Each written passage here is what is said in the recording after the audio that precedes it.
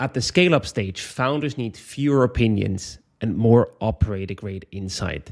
That's the spirit behind the Swisspreneur Scale-Up Circle, our curated community of Swiss Series A+ founders and operators, co-led by Philip Sali and Lars Mangelsdorf of Yokoi. This episode is part of the Circle's dedicated monthly content.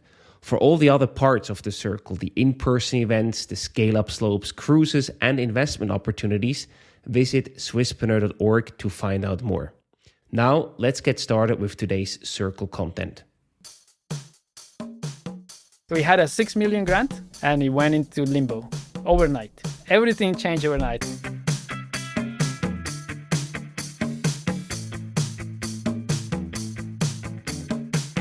Welcome to the Swisspreneur Show, a podcast about startup stories and learnings from experienced entrepreneurs.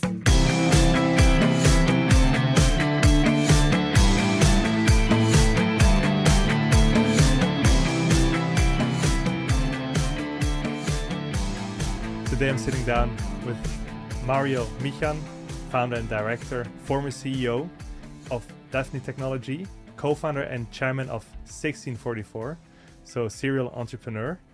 And I'm very, very excited for this conversation because we will talk really like how you started out with the technology, built a company around that, and then again found another company in the same space, in the Michan space again. So I think this will be a very interesting and insightful conversation for the listeners. So Mario, over to you. I would be very curious. Anyone who hasn't heard about Daphne, what does the company do? How would you describe that in very simple terms? Thank you, Lars. It's great being here. Thank you for the invitation. Yeah, so we go back to Daphne Technology. So Daphne Technology, since the very beginning, since 2017, when we spin off out of the EPFL, focus on air pollution from heavy industries, particularly shipping, maritime industry. And at the beginning, we had a technology and we looked into an application in the marine space because that's a space that I knew well. And we found there is a lot of pollutants out there. At the time, we focused on sulfur oxides, which is a toxic pollutant that creates acid rain. And the reason we focus on that is because we know that technology could do it, could solve that issue. But that wasn't the only thing that the technology could do. But as you know, startups are not there to execute business models. The startups are there to find business models. And that's the key part. And what we found at the time was that sulfur oxides was the business model, specifically because there was a regulation that was going to enter into force in 2020. So we focused on sulfur oxides. We started developing the technology and COVID came. And that business model disappeared, essentially, overnight. There was any reason for anyone to want to abate sulfur oxides emissions. So we didn't really pivot, but we refocused onto methane, a greenhouse gas. And at the time, methane wasn't that well known, but we focused into developing our technology to abate methane from heavy industries, particularly from shipping. And since essentially 2020, we have been working primarily on methane, how to reduce methane from combustion engines. And so we reduce a very powerful greenhouse gas, which is methane, but also make some of this energy transition a little bit more efficient. In the sense that enabling a transition from oil and coal into natural gas, biogas, and essentially into other fuels. And we see ourselves that way. So as an enabler for the transition. So I don't know if that answers your question, but that's what we do. We develop technology to abate methane for combustion engines. It answers my question perfectly. And I can tell I'm talking to a scientist because I ask you to explain it in very simple terms. But I think it really does make sense. Yeah. What you just told. And it's already quite technical, but there's one interesting fact I read about you, and you were talking a bit about it because you said you focus the maritime part where you have a lot of greenhouse emissions. And I read online that you have the very unique combination of having a PhD in physics, right? Yeah, that's correct. Plus, you also have a maritime background, right? Yes, that's absolutely correct. So I guess my background is not traditional in the sense that I didn't follow a linear path. So I'm from Colombia originally.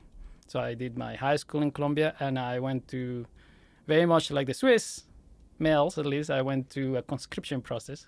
I went to and I did, instead of going to the army, I went to the Navy. I guess that part is different from the Swiss. That is it. We don't have a navy. Yes.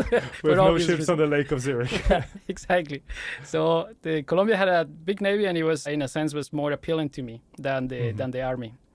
So I went and did my conscription in the Navy, and I really liked it. So I stayed, and I became an officer of the Navy, and the Colombian Navy, which is extremely exciting, too exciting.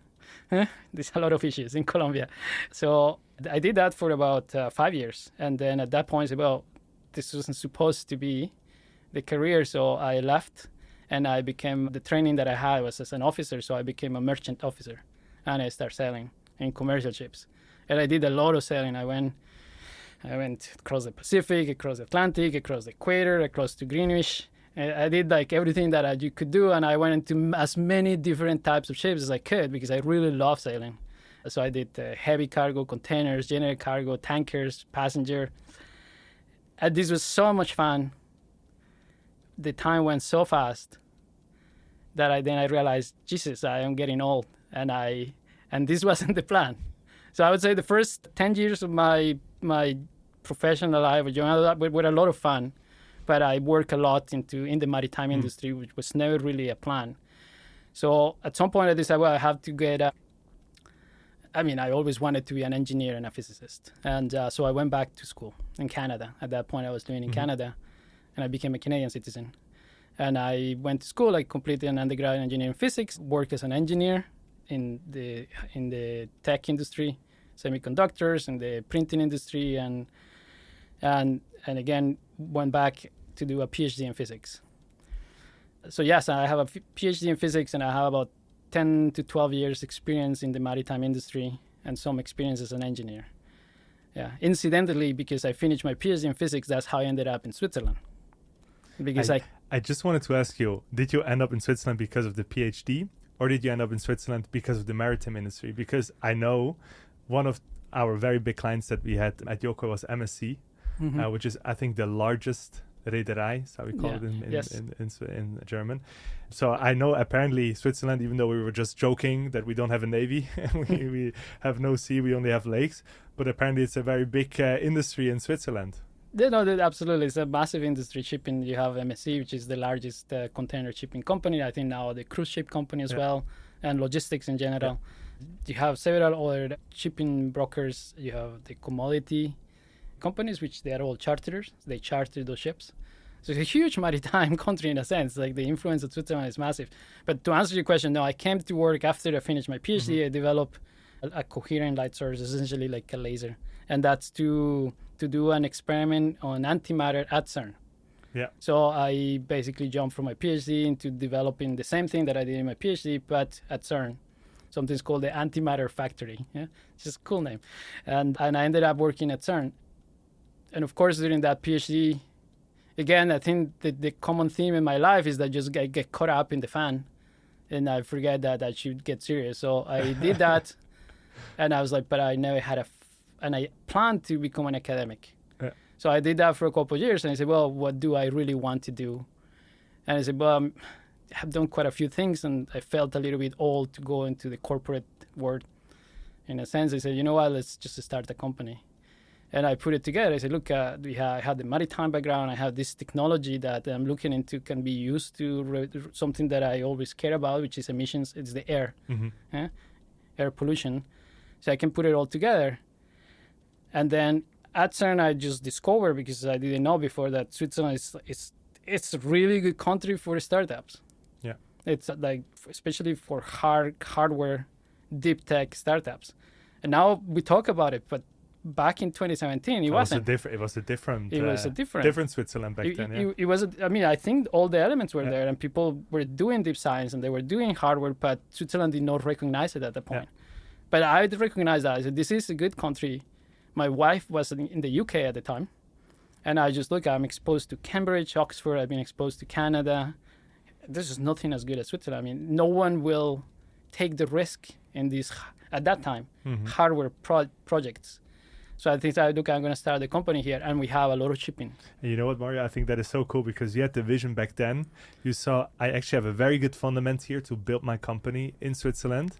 And then lots of companies followed after you did, right? So I think that is really cool.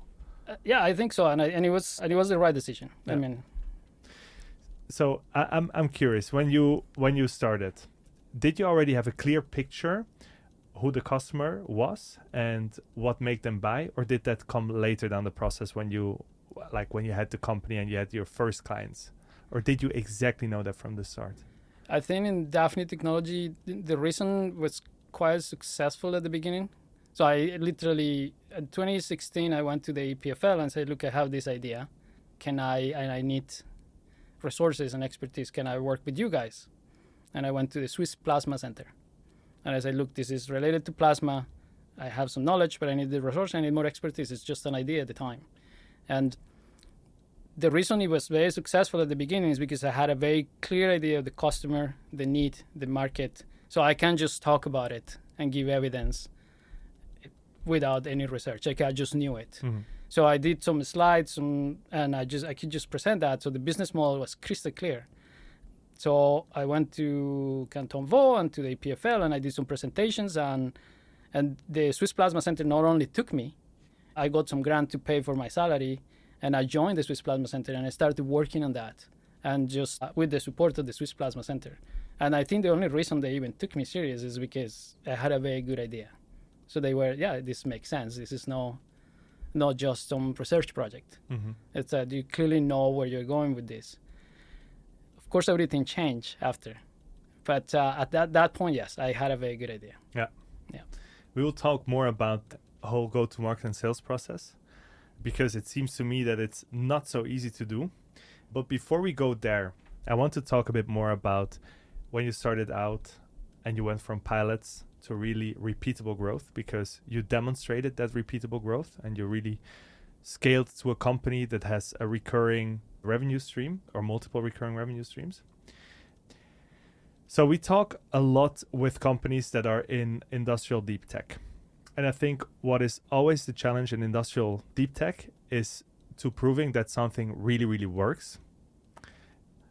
And, not ending up in a position where you only have repeatable series of projects, you can demonstrate it works and you can also then build a company on top of that.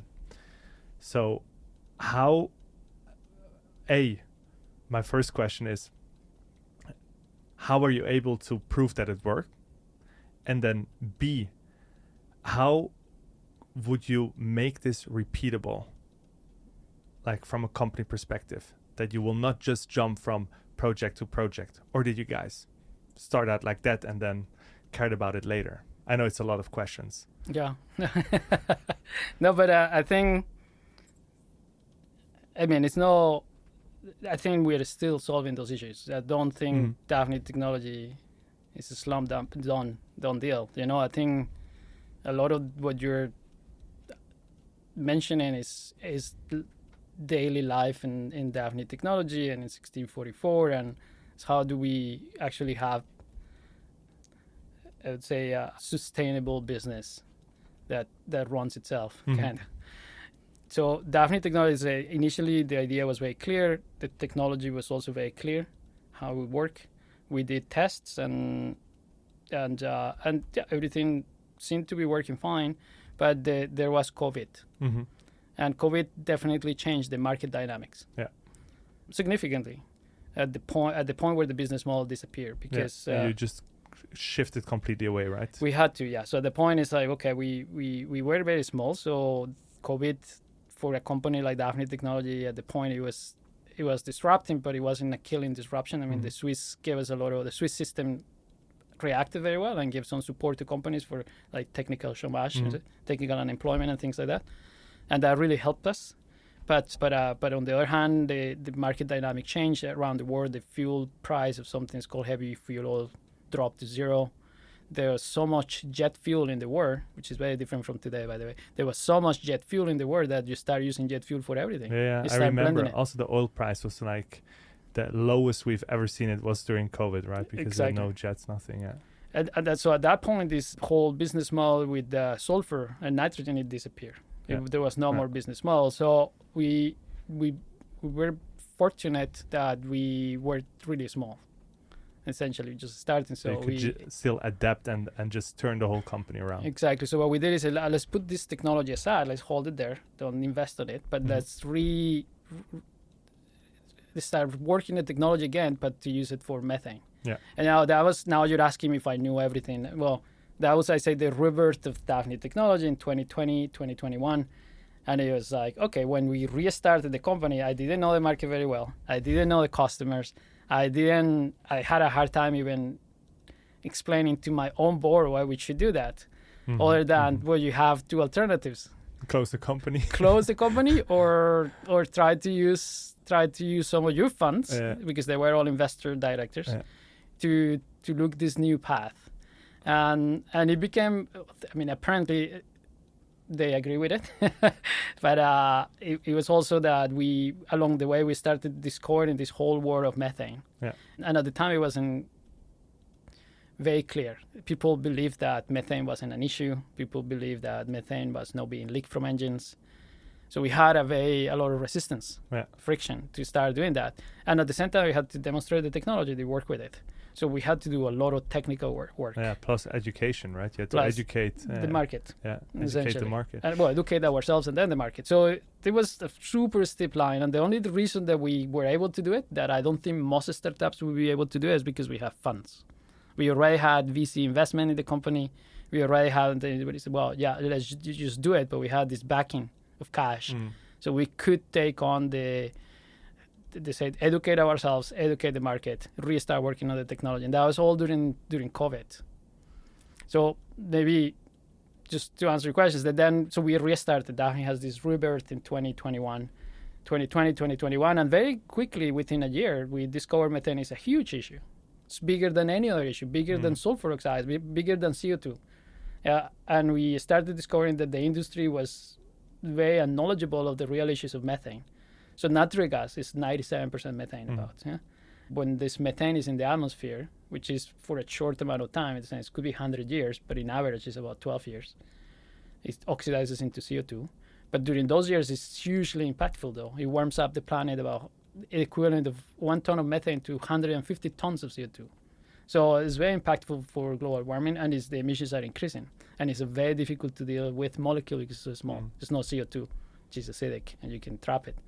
So we started looking at methane and started this technology. And they said, well, we find out that we can abate when it's emitted from exhaust gas, from shipping. And actually, all the commercial vessels were moving towards natural gas.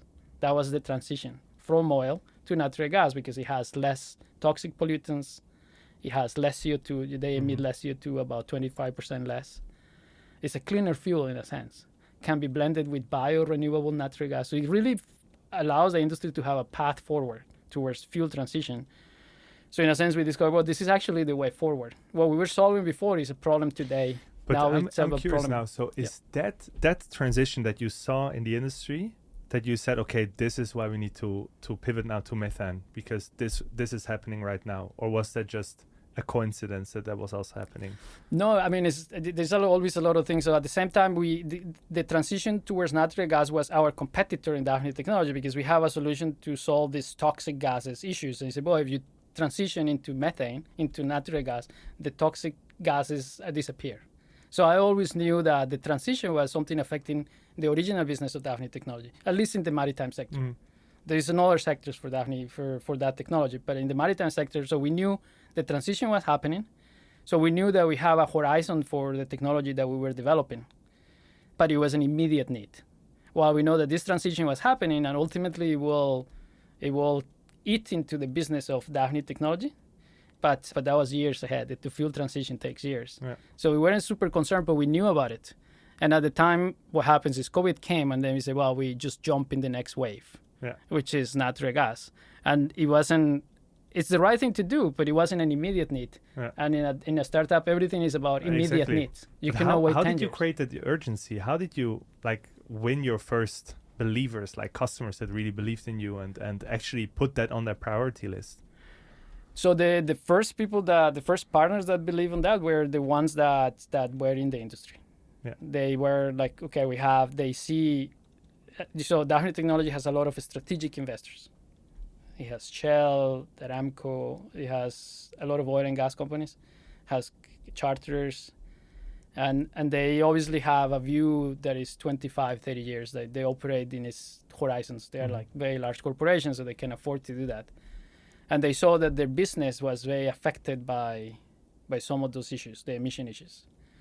So fundamentally, they saw that Daphne Technology might not be a business for tomorrow, but it's a business that ultimately will be indispensable. I think that's the word that I like.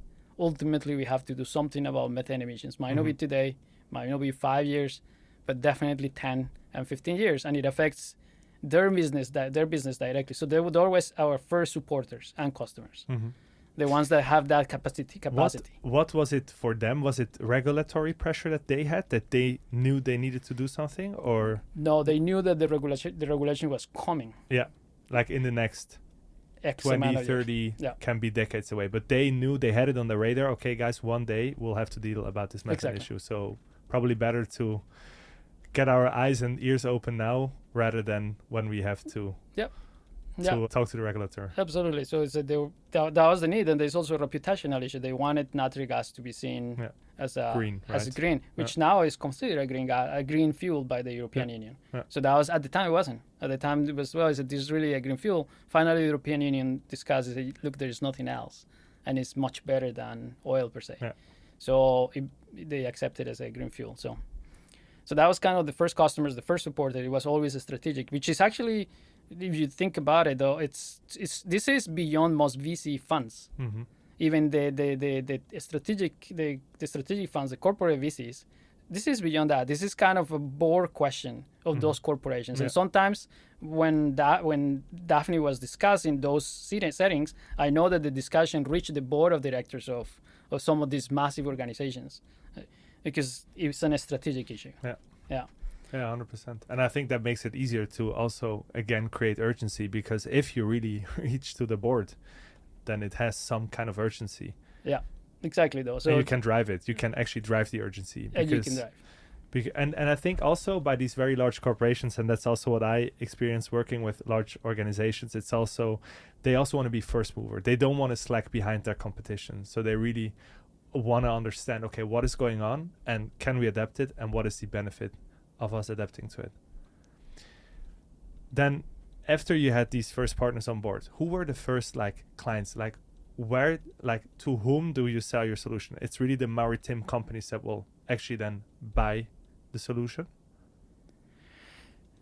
So at times, okay, so we were very focused on maritime, you're right, and the reason we were focused on maritime is because that's what we knew, but also because the regulatory aspect was moving faster in maritime, and it was driven by the European Union. The EUTS, they were including these natural gas emissions, methane emissions into the EUTS and something called Fuel EU regulation, a lot of European regulations.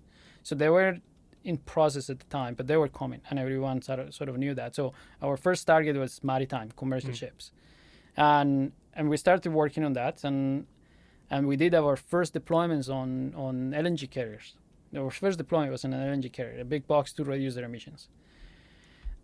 There was a change again. I mean, we have always been through massive disruptions. One of the change was when Russia invaded Ukraine.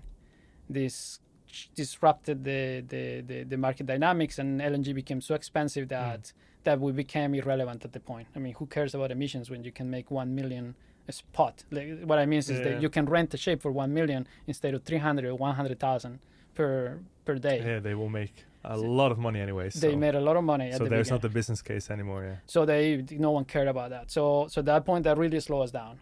And was it just a storm you had to sail through, or did you again change something to the business model? So there's two things that happened. That was a storm that we had to sail through, and the other one was that the Biden administration in the U.S., they came out with the Clean Air Act. So basically, they accelerated. The U.S. was always a lagger in decarbonization, and out of a sudden the US went poof ahead and moved a speed of light compared to European Union. So we started, because this business was a little bit in a difficulty. I mean, we knew we weren't getting enough traction. The US is moving really fast. They passed regulations, and now they're penalizing the emitters. And now we see an opportunity. The US open, and we have these natural gas compressors. And so we can reduce the emissions on those natural gas compressors. Perfect. The penalties there. It's a perfect pitch, huh? Perfect pitch. So we push hard towards the US. And we essentially kind of flipped the business to be we became a dual use technology, not defense, but land and maritime. Yeah. And then they said, well, let's focus on the US. And we started focusing on the US, and then we got a team in the US, and we started primarily focus on deployments and the land base, which are very different from maritime. They're simpler. Because it's static, right? It's not moving, or it's why not is it, moving. Yeah, right? there's no vibration. There is no the requirements are almost nothing compared to maritime. Yeah. So we focus on that, and we did a deployment in the US. These deployments are big and expensive. The problem with Daphne Technology is this infrastructure. Essentially, it's everything that we do is way too expensive, and that's it's very difficult for a startup to go through that, and. So you also need a lot of funds, right? You need a lot of cash, a lot of capital. Right. So we started deploying, and I mean, just to complete the what happened here is the Trump administration came. It was a Republican trifecta, which everyone told us will never happen. It happened, and they reversed all the regulations in the US. I just was about to ask you, didn't this all change when you had changed overnight. Trump in the White House? We had a $6 million grant. Yeah. And it went into limbo overnight. Everything changed overnight. So we had they rescinded the regulation. It's there again. Okay, now it's another big change. So it's Ukraine war. We had that, and now we have this. So it's super disruptive.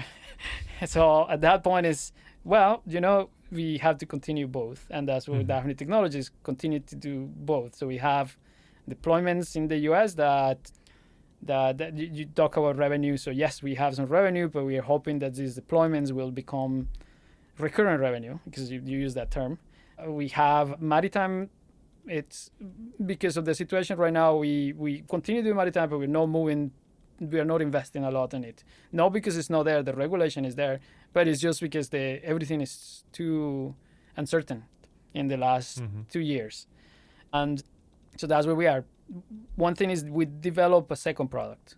So we had the abatement, so we reduced the gas, but we always knew that because we weren't selling this with the whole industry and the market, in a sense, we were educating the market, and that's true. We spent a lot of money and energy educating the market, and it was good, but sometimes I regret it because... No, of course. Yeah. I totally understand. And I think this is also so important for all the listeners. I think if you choose the path to educate a market, you need a way longer breath and a way more resilience.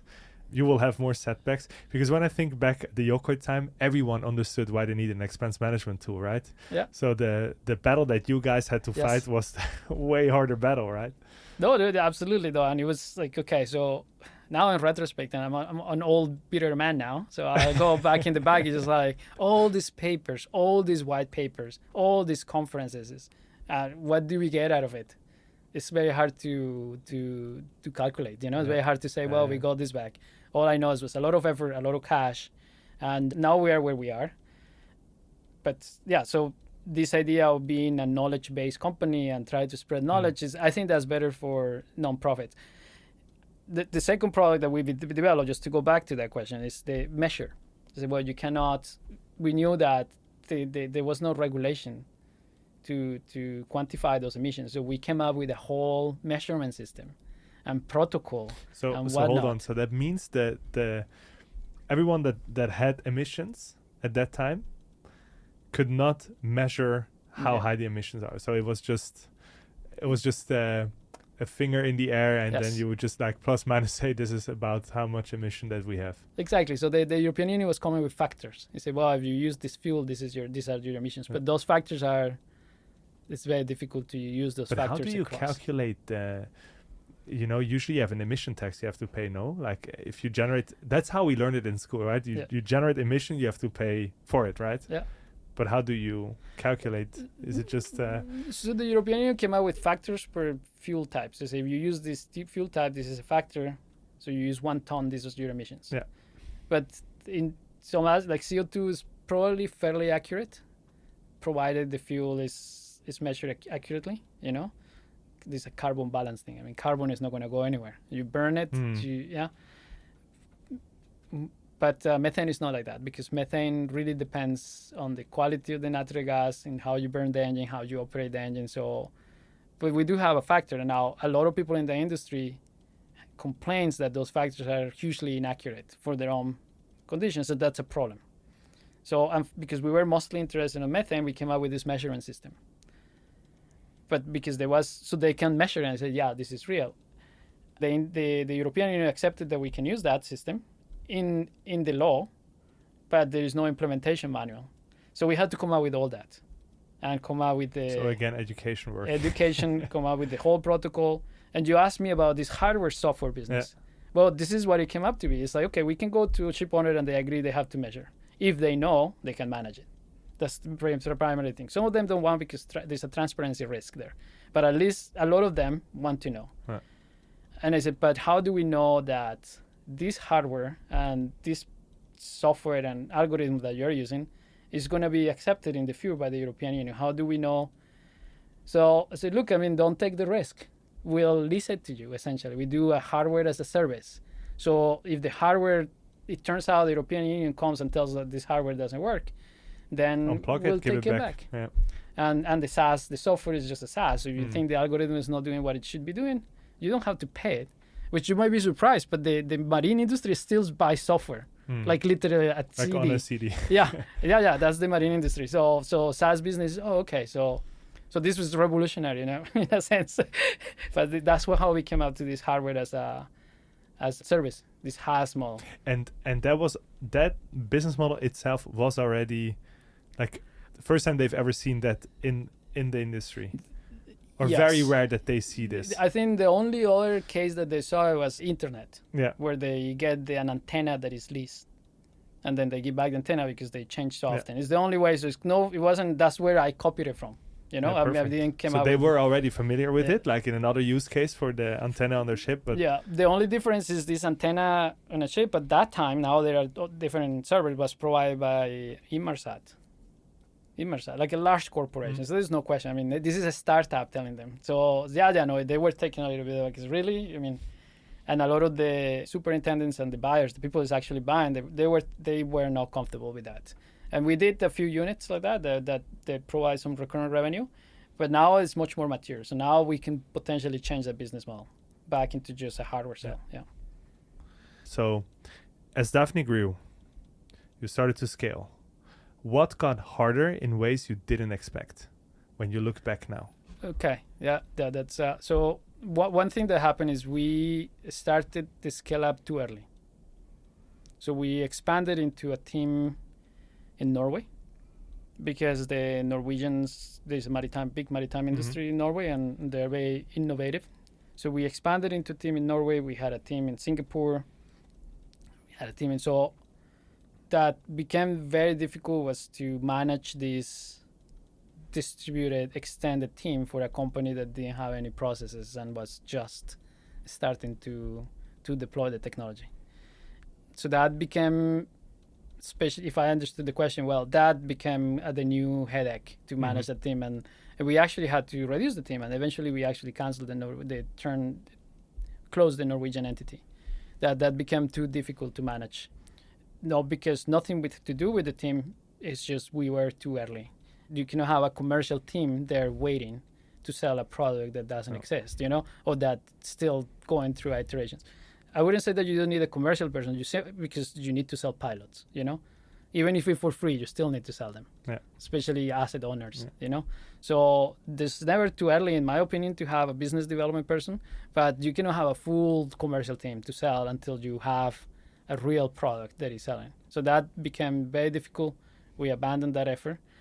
and managing the distributed team, that became quite difficult. Essentially, it's like kind of multinational corporation for a startup. And you've been traveling all the time, probably. You were on all the different sites. Lots of the traveling, lots of complexity with administration and filing and audits, time zones, and ultimately, I mean, are you really getting anything out of it? And I think that was the most difficult part of Daphne Technology, other than the uncertainty in the markets and everything. So that you have the perfect storm, basically, right? You have uncertainties, you have hiring to do, you have different time zones, you have probably also different regulations in different markets, and you're still one company, one startup, very early, and you have to deal with all that. Yeah, absolutely. Which can be very painful. It's very, very, very painful. And then we had the struggle, which I call it is really the struggle, which is when everything kind of blurs together, but the interest rates just were too high, and you just cannot get capital. Yeah. And we struggled to fundraise for extended amount of time. And that as the company is scaling up, then you have these cash needs. It's kind of a machine that you cannot stop. And that's something that I missed from the early days of Daphne, that we could really take actions and really stop the burn within a few months. Now, Daphne Technology at some point was this monster that is eating cash as there's no tomorrow. Is like there's not really easy ways to stop it. So the scale up it's definitely a struggle though. So Daphne went, I would say, up and then down again to a more like manageable situation. And now I started again deploying the technology and being a little bit more cash conscious. Yeah. So that's the biggest. I think the mean thing about building a company, and in whatever space you are, I think the struggle that you always have is there's so many things that are just out of your control, like literally out of your control. And I think one is the interest rates, which for almost every company, it will get harder to get funds. Regulations is one. And if you have like a lot of these coming together, you have to somehow play with the hand that you have dealt, right? Yes. Cannot impact it. So I want to go a little bit deeper also on sales, because we already touched it a little bit when we talked about the challenge of, you have to raise awareness, and then you have to get, your foot in the door. And I think you guys did it very smart that you have a product basically where you say it's a lease. Like there's no risk that you have to invest like a ton of money, and then if regulations change again, something changes, you just spent a few millions and now you have nothing. So you said, okay, you'll just give the hardware back to us, and software is anyways software as a service, a recurring business. But still, and especially because I also myself have a sales background, I am very curious to understand about your business. If you have a prospect that is interested because they really like what you guys do, how do you turn an interested prospect into a customer? Like, how do you do that? Because that, when I hear you talk, for me, it seems like a very difficult task, that they really commit, sign a contract, and put money down. I think that's the question. And look, as you say, I'm a scientist primarily, so I'm not that great at sales. But it's always been the struggle with Daphne Technology. I mean, there's a lot of interest. Everyone wants to talk to us. Yeah, right. Oh yeah, I mean, I can't talk. And I think that is also the challenge, because you have so much noise, right? If people just want to talk, don't want to buy, you're just. Yeah. I mean, it sounds a bit hard, but you're also wasting your time. You want to bring your business further, right? You want to grow. You want to hire people. You want to bring experts on board, but that doesn't work without revenue. Yeah, no, exactly. Though. So there was a point in time that we were invited to every collaboration in the industry, every white paper out there, every conference, and we just talking and we just don't see, as you say, the cash coming out of it.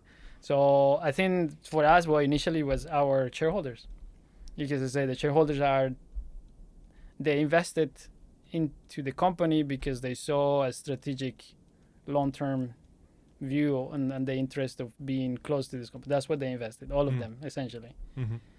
And then they through their own corporations, they connect us to the right people, and the right people where they understood that this might not be a need right now, but it will be. So I think that's how it started, though. It started through those relationships, and we were very fortunate that through our investors we were able to do this from a bottom up and a top down way. Yeah. So when bottom up, we just need to convince people that technically, maybe commercially, will make sense at some point.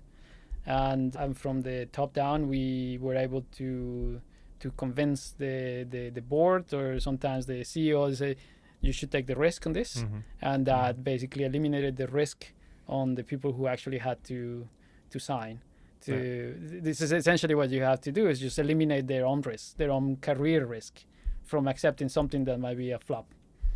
And that this process is not easy in these corporations, and it took a lot of support from the people in the companies that believe in us, or that they were interested in some decarbonization or seeing some change in their own organization. So they put their careers at risk in a sense. And this is not an abstract. It's true. I mean, if they invest quite significant money in anything, and this thing is a flop, you're gone. You're gone. Or reputationally. You know, it's so funny because, like, we are in very different industries. I think we're so far away from each other in what we did in our career.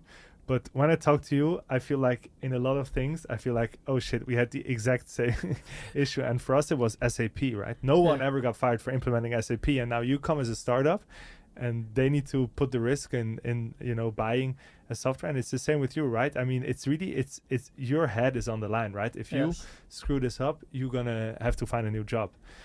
But, that is the downside. I think the upside is you can also become like, the one person, you have many CEOs, people that follow in the board, but you can be this one person that really made a change. The champion. And I learned in my career that, there's always one of the two motivations that can happen. One is money. So they either want to save money or make more money. So have more revenue or decrease cost. And the second one is recognition.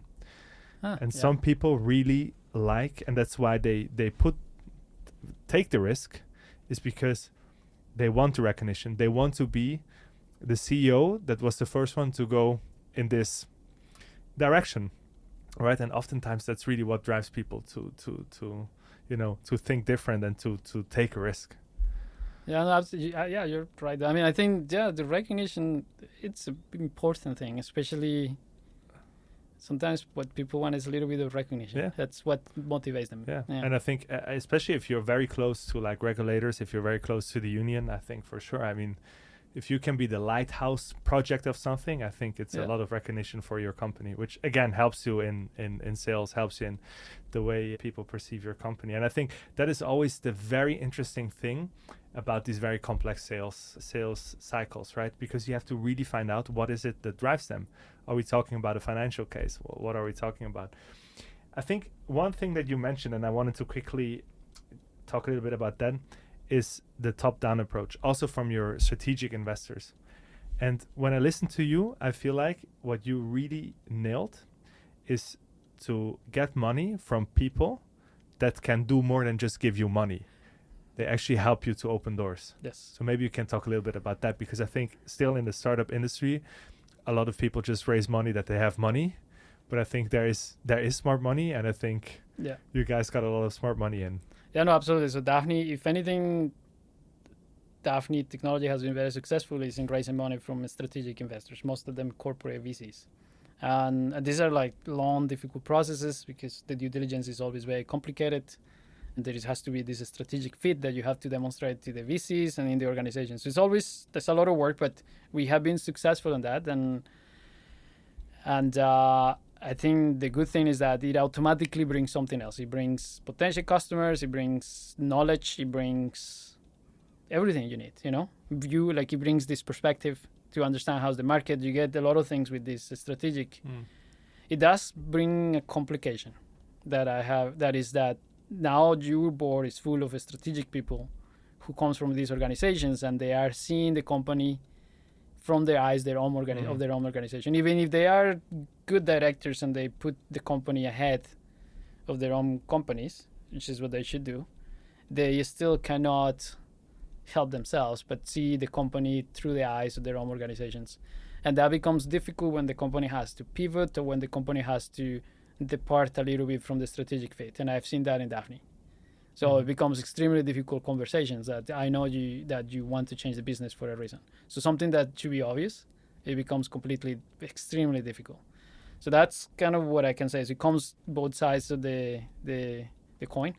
Yeah. So the strategics bring these difficulties, and at the same time you get customers. And I think that's the best part, that you can have this discussion. Otherwise, it would be impossible to reach the CEO of an organization to try to sell them something.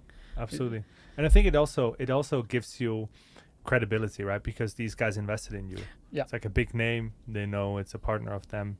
Absolutely. And I always thought it's like, okay, but when you are buying from the company that you invested, then it's kind of double win for you. I always thought, but that's not the way they say it. They don't, when they are buying, they don't care about their stake in the company in a sense. The company is like, the people that invested in the company, in the organization, is the same people that is buying, so they cannot see that there is a double win.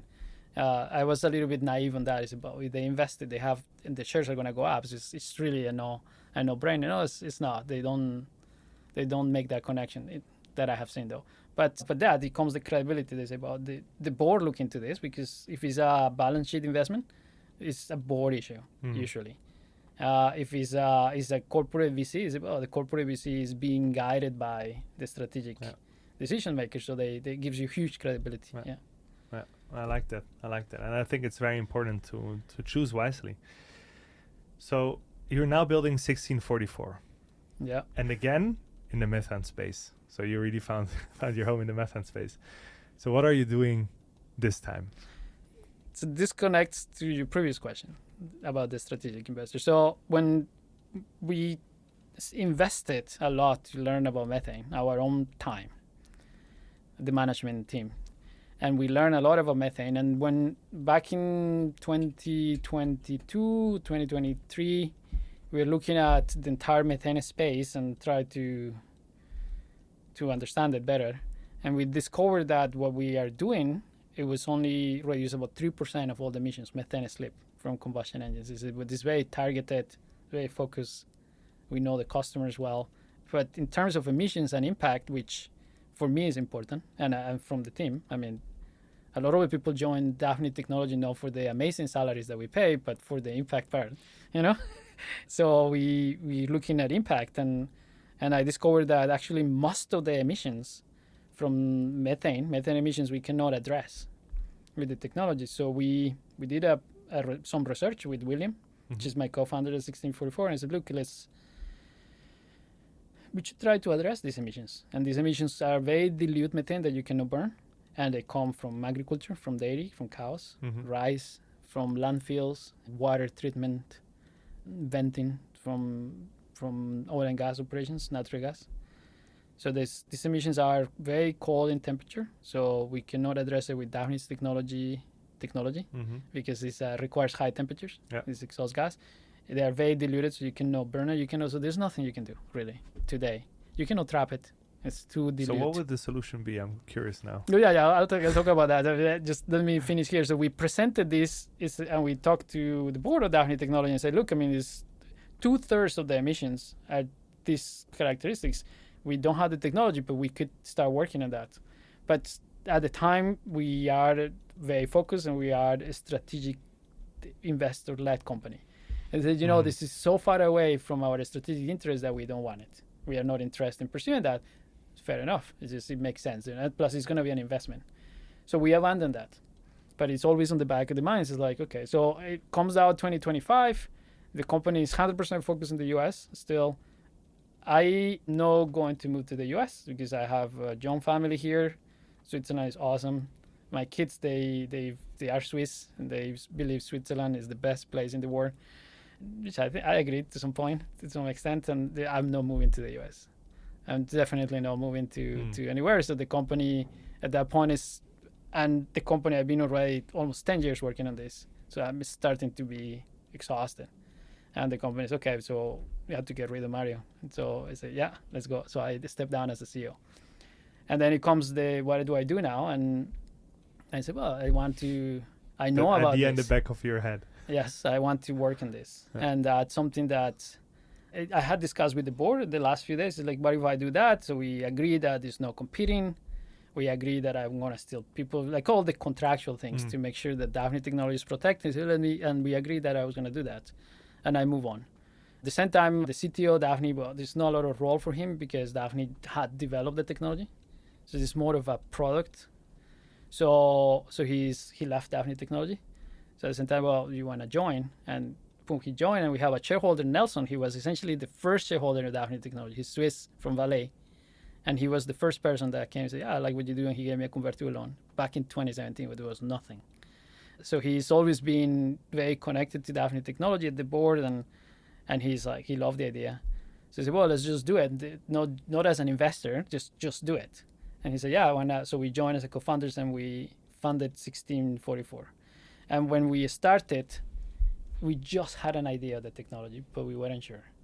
To answer your question. So we had enough knowledge Which to is know crazy, that you know? we could develop something, but we didn't know. You didn't know, and you take the risk, and you'll find out on the way. So we knew that there was a need. Yeah. There is a need from an impact point of view, absolutely need. There is a market that is evolving, but it's early stage, the same as Daphne Technology. And there's a technology that could be developed. So I would think anyone is starting a company today that way would be crazy. The only way that we could do it is because we had experience and we have, I guess, let's say a little bit of financial backing to be able to take it on ourselves, you know. I wouldn't do that in 2017. I couldn't. Pregnant wife, and we were going to have a baby, and I was just like, I wouldn't do something that I wasn't sure that might work. But now as well, let's just do it. And we started working on that since 2025. And we developed the technology and we tested it just recently in a farm here in Lindau.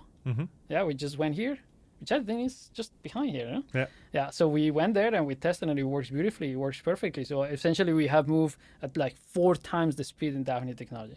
And from a marketing perspective, so we found some needs. Just to be clear, we're still finding how it will fit in the market well, because the market is developing. It's absolutely developing. So there's an agricultural need. There is May I ask you a question? It's something that we always hear already back then at school, and I'm curious because I have an expert here to hear your opinion. Is it true that most of the methane comes from agriculture? Because that's always what people say. Agriculture is like the number one. Is that really true? It is true. Yeah, Okay. It's about maybe 2/3 of the methane comes from agriculture. Wow. And that is really hard to capture nowadays. Like, It is really dilute. It's basically a lot of the cows just burp. yeah, And it's mostly methane. Yeah. It just goes into the air, and you also have rice and a little bit the pigs. And so I think it's because the food, we are so reliant on dairy and meat and rice that it's massive. It's a massive issue. Yeah, extremely. Yes. Wow. Good. I'm happy you could clarify that for me. So I prepared some rapid fire questions before I let you leave the podcast booth. So I'll just ask questions and you just answer what comes to your mind at first. So first question: first successful pilot or first repeat customer? You know, I can always say when I talk to a scientist by the time they take to answer my rapid fire questions. First successful pilot. Do you want me to give you a name? Can? Or Yeah, sure. Yeah? Go ahead. I don't know if I can give you a name. Let's say a ship, commercial ship. Harder to scale, the technology or the organization? The organization. Your Norway example, right? Yes. Yeah. So what do industrial customers that you talk to care about more than you as a founder would expect? Or any founder would expect? They care primarily and over everything about their asset. It might not be unexpected, but I learned that I didn't think that the extent to how much they cared about that. I wasn't prepared for that, about any risk to their asset. Yeah. What do founders usually delegate too late? Oh, everything. You should delegate. You should delegate as early as you can. I 100% agree on that one. It's always everything, right? one thing you're taking from Daphne into 1644? We look at everything that we did wrong at Daphne. We did a session, a debrief session, and what we take from Daphne is that we try not to repeat the same mistakes. I love that. I think that's a great way to end the podcast. Mario, thanks again for being here. It was a blast talking to you. Thank you. Thanks. We hope you enjoyed today's episode. If you did, you can support us by rating our show on Apple Podcasts. This way, we can reach an ever-growing number of aspiring entrepreneurs.